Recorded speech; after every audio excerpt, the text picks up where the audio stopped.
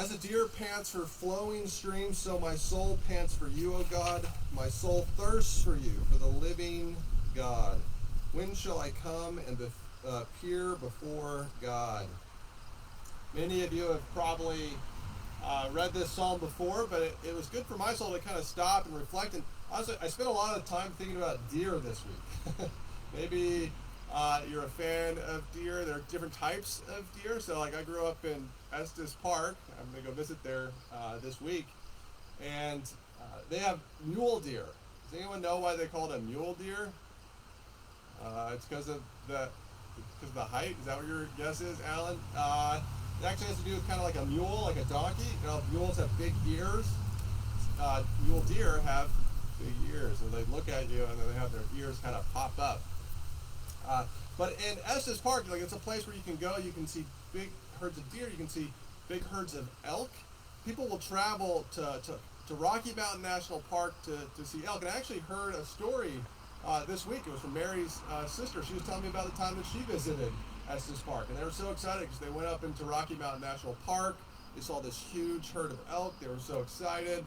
And then they went to Safeway and they saw another herd of elk. So you don't actually have to go into the park to see elk.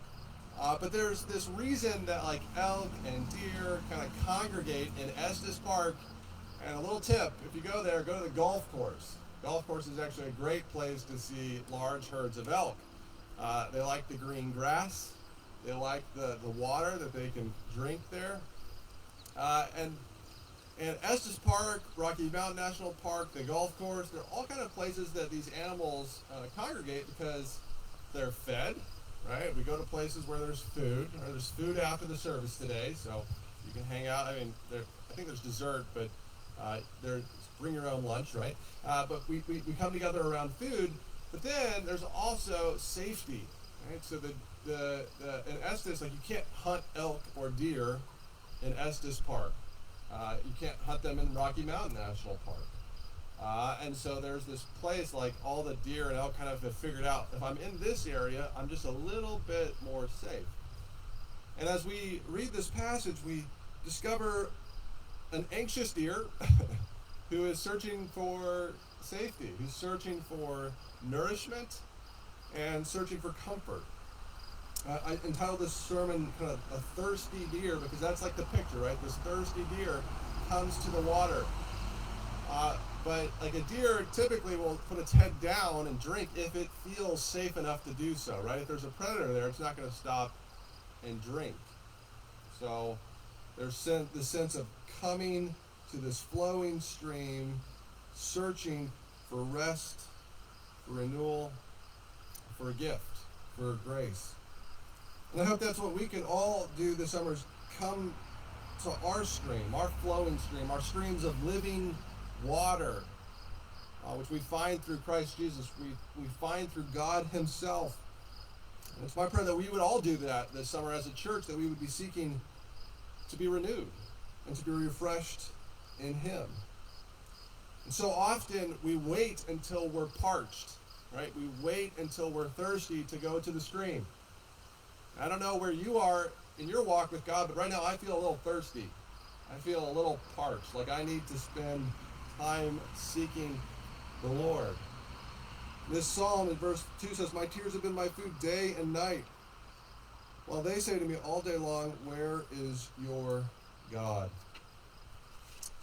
We live in a world that says, you know, God is far from us, right? And maybe you're experiencing circumstances and you're actually telling yourself, God is far from me.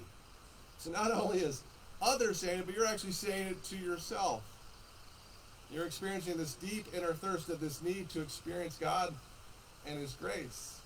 That's what I need.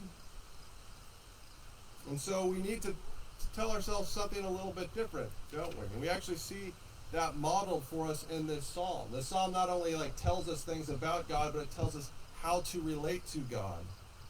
Verse 4 says, "These things I remember as I pour out my soul, how I would go with the throng and lead them in procession to the house of God." So here we see the psalmist begin to tell himself the truth, kind of speak grace, to speak renewal, to speak truths about God to himself.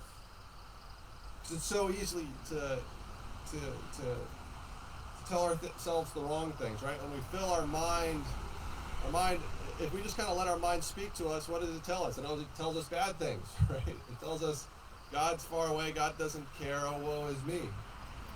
And here we see the psalmist doing the exact opposite, not just even remembering, but actually speaking to himself.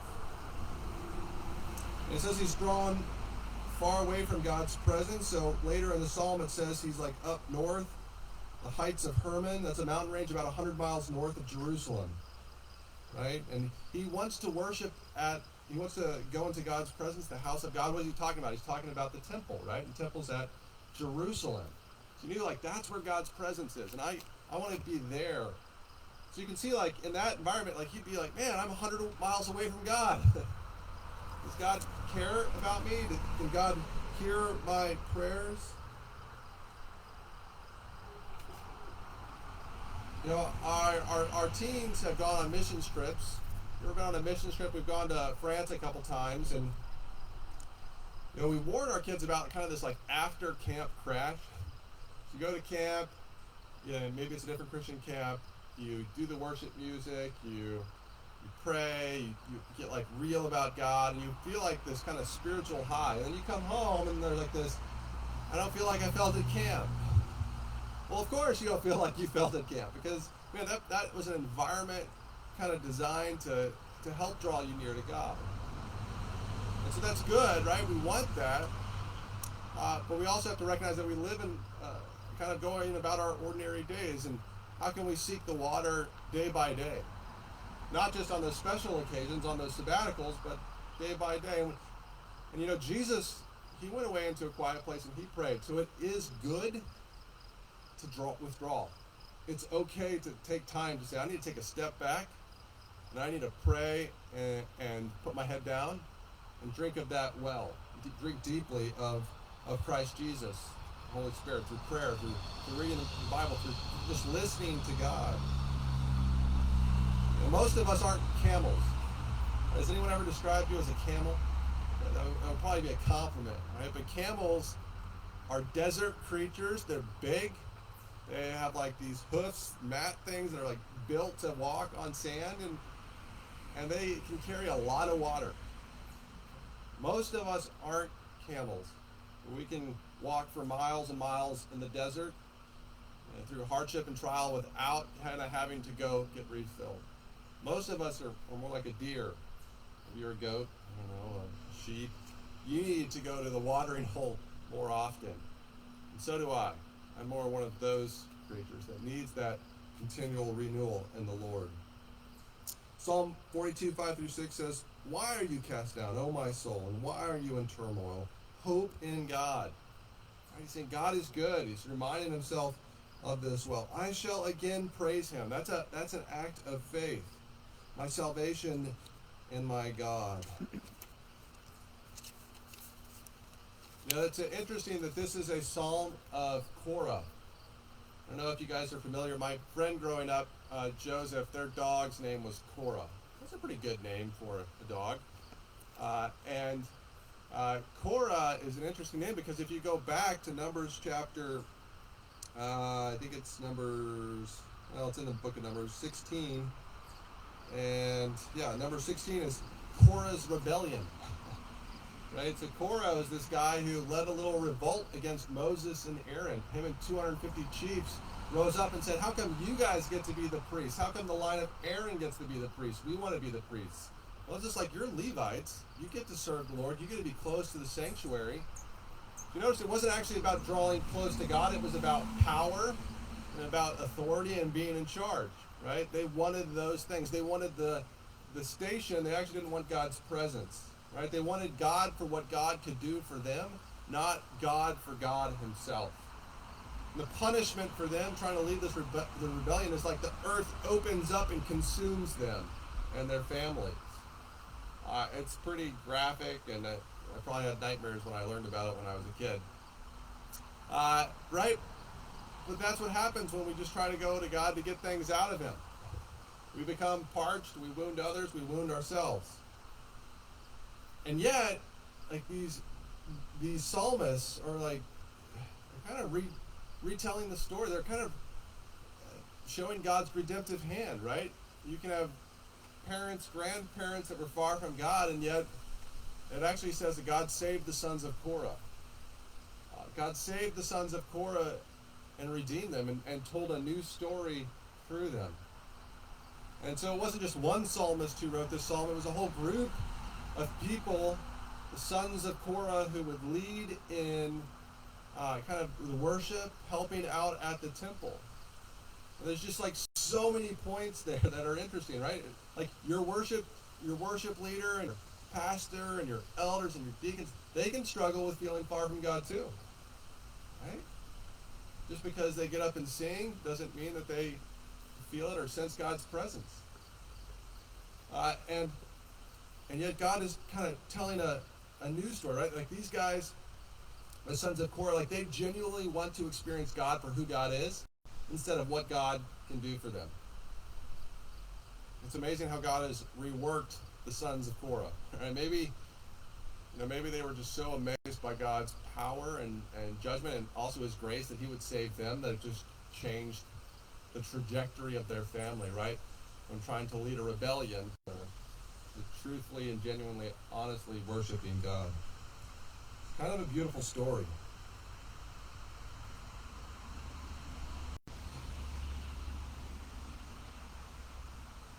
I was looking at this Psalm 42, and thinking about our kind of own journeys, right? And I don't know where you are in your journey with the Lord. We're all at kind of a different spot. And so often, like, we come to God and we need to be renewed by him, but he might not do it in the way we expect.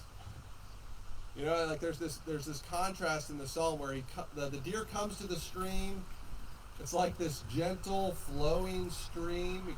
The deer puts his or her head down to take a sip of water, and then by verse 7, it's deep calls to deep.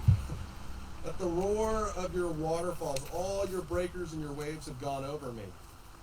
Like when we come to God, God is not a gentle stream. God is a vast ocean, billions of gallons of water just covering the earth. Like God is way more than we can ever imagine or comprehend or control.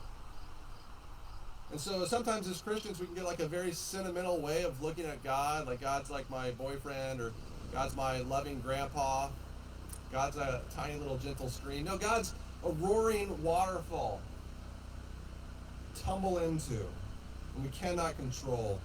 And actually the word for flowing streams is actually translated as ravine in other places. And sometimes we find God in the ravine, right? In the valley of the shadow of death. That's actually where we can encounter God in his presence. That's where God can be more real than we ever expected. We sang in our Christian education hour, "It is well with my soul," or we talked about it. One of the verses, I don't really remember singing it. Jenny said there was kind of like an expanded version. It says, "If Jordan above me shall roll, no pangs shall be mine, for in death as in life thou wilt whisper thy peace to my soul."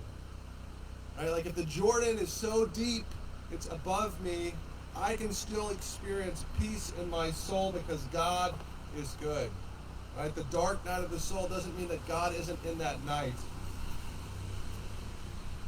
And so as we work through this psalm and we kind of come to the end, we find that God brings peace, no matter the circumstance.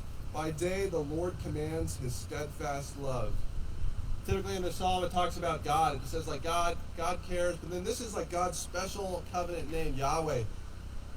Yahweh commands his steadfast love. Like that's a personal name for God. He loves me. He cares about me. And at night, his song is with me, a prayer to the God of my life. I say to God, why have you forgotten me? Why do I go mourning because of the oppression of the enemy? As with a deadly wound in my bones, my adversaries taunt me, while they say to me all the day long, where is your God? Why are you cast down, O my soul, and why are you in turmoil within me? Hope in God, for I shall again praise him, my salvation and my God.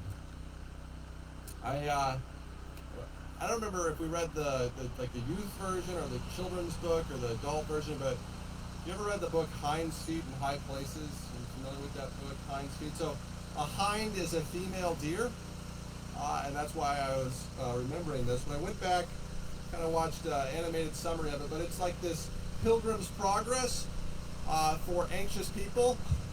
Pilgrim's Progress for anxious people in kind of a more modern, it's more modern retelling, right? And the girl's name in it is Much Afraid. And Much Afraid is much afraid.